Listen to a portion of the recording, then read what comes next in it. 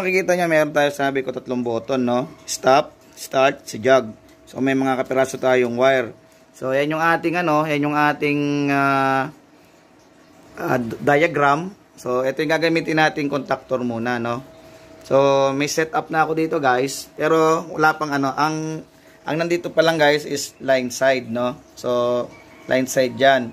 So, itong common naman niya, yung A2, ilagay ko na dito kasi, naman yan, common naman kasi agad dyan, eh.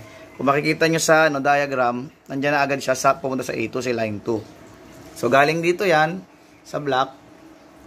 Black is line 2, red is line 1. So, ito yung ating gagamitin na MCB muna or breaker, no? Ito is motor protection circuit breaker. So, yan muna gamitin ko. So, meron tayong PLC dito pero hindi ko muna siya papaganahin kasi pag on-off, mamamatay siya. So, meron din tayong LED light dito. Nilagyan ko na ng 2 wire. So, line 1, line 2 rin niya to. So, makikita natin kung gumagana yung gagawin natin. So, wawiringan na natin, guys. Pakikita ko sa inyo. Ito, line 1. Si line 1, makikita nyo naman. Yan, line 1. Yan. So, wala pa tayong na-wiring kundi yung line side lang. Yan is line 1, line 2 rin, red and black. And then, si A2 na galing sa line 2 na direct doon. No? So, umpisahan na natin yan. Wawiringan natin to. Ito, sa diagram, line 1, pupunta sa stop. Okay? So, wiringan na natin, guys, no? From, sabi doon sa diagram natin, line 1, dito sa stop. So, wawiringan natin, guys, para makita nyo, guys, yung actual wiring. Para yung sa mga ibang, susunod, makikita nila. So, itong kabila niya, kabilang side sa diagram is papunta sa start button. So, lalagyan natin to, papunta sa start button. Yan. Yan. Ito yung normally open. So, normally open yan, NO. Lagyan natin yan. And then sa diagram, may papunta sa doon sa normally open ng contactor ng K1. So, lagay natin muna yan dito. And then, kailangan pa pala papunta sa jug. Sa normally open din ang jug. So, magiging 3 wire to, guys, no? Nakapasok, no? I-splice ko lang, 3 wire. I-splice ko lang muna, ha? So, medyo matagal lang tong video natin kasi syempre, isa-isahin natin. No? So, ayan. Normally open. Itong isa normally open, itong wire na to, pupunta yan sa, dito, sa normally open, NO. No? Dito yan pupunta sa K1 na normally open. Okay? So, balik natin. Wala kasi akong videographer, eh. So, ayan. Ilalagay yan dito.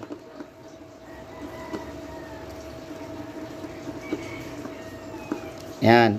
So, yung kabilang side naman nitong button, lalagay naman natin yan dito sa normally open nitong jug button natin, no? Lalagay natin dito sa normally open. So, dalawa yan, guys.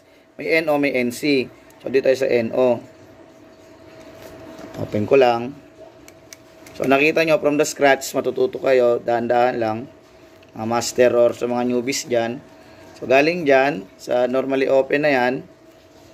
Yan. So, meron na rin siyang normally open. So, yung kabila ng itong normally open na to, itong kabila na to, guys, no?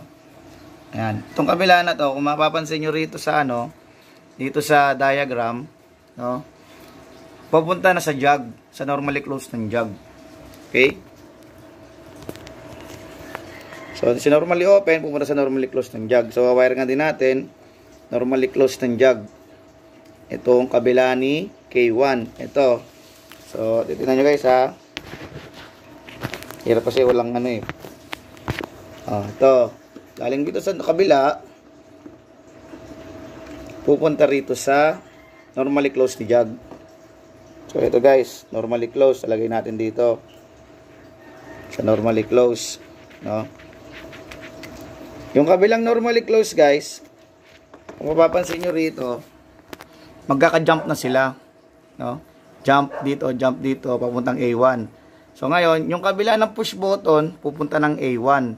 So, from other side ng button, maglo-looping lang tayo, no? Luluping natin yan. So, tingnan nyo guys ha. Luluping natin yan.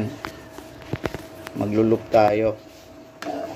So, from dito, sa normally open,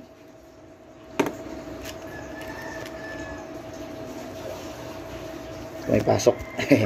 Lagi lang guys ha. Open ko lang. Yung normally open, i-open ko lang. Ayan. And then, papunta sa kabila, lulup natin. Looping natin dito sa normally close. Dapat may kasamang isa.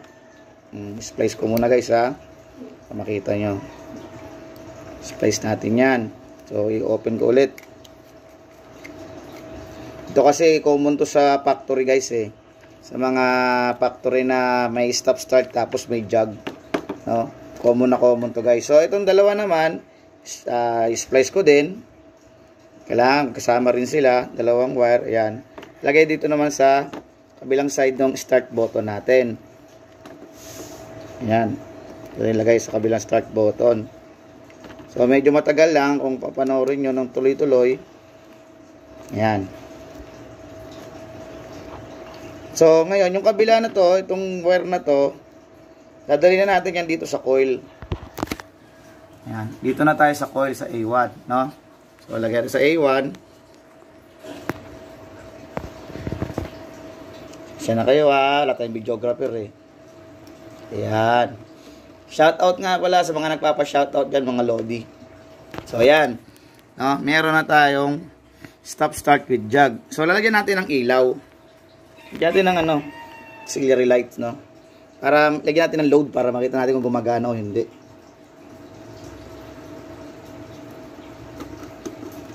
Sa mga bashers ko dyan guys, sa mga nagsasabing mayabang daw ako, salamat po. Wala po akong pinagyayabang sa inyo. Nagtuturo lang naman ako. Ayan. Kapag kasabihan, masama pala magturo ngayon, sabihan ka na ng mayabang pag nagturo ka. Baka na tatalbugan natin sila. So ayan guys, kinabit ko na dyan. So ito na yung papunta natin sa ilaw. Ayan.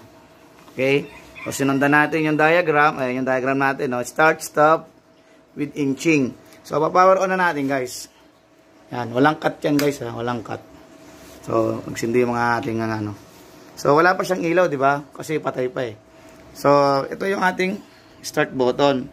No? So, pipindutin ko yung start. Kita ko sa inyo. Start. So, umilaw. No? Umilaw siya. So, pipindutin ko si stop. Stop. So, namatay. Okay? So, ito naman si jug, si inching. No? Meron siyang, pag kasi to, pagka tinuloy-tuloy mo, may holding to. Pero, hindi siya permanent holding na jug lang din. Yan, Yan, Jug lang siya. Yan. Ganyan yung ginagamit sa pabrika, guys, no? So, papapansin nyo, patay sindi. Ayan, jug tawag doon. So, yung mga nag-a-align kasi ng mga wrapping machine, normally, kailangan mo dahan-dahan. Hindi mo kailangan na permanent start na ganyan, no? Hindi mo kailangan permanent na naka-on yung contactor mo. So, ang ginagawa nila, ng mga manufacturer, ilalagyan nila ng jug, ng inching. So, paglagyan ng inching, yan, So, yun ang ginagamit dyan, guys. Ayan, ganun lang po kasimple yung ginagawa ng mga ating mga manufacturer ng wrapping machine like Samsung, like Ishida, or yung iba kasi guys naka PLC na, no? Yung iba naka logo. So, pagka old model kasi may mga ganito, hindi lang naman sa factory merong ganito. Bawas sa mga pumps, meron din ganyan, may ini-inch din muna nila, ini-inching muna nila yan. So, tinetesting, pang testing yan eh, yung inching. Kung gagana, hindi agad na i-start mo. Ginagamitan din to sa ibang mga sa ibang mga tawag dito, controls. Marami kasing controls na ginagamitan niyan, no. So, yan lang yung masasabi ko sa inyo, guys, yung matutulong ko, simple lang, di ba? Madaling sundan. So, makikita nyo diyan yung tawag dito, yung diagram, sundan nyo na lang kung paano ko ginawa. Napaka-basic na lang, guys, no. Maraming salamat sa inyo. Shoutout ako sa inyong lahat, mga Master Lodi. Thank you very much sa support at pagtangkilik.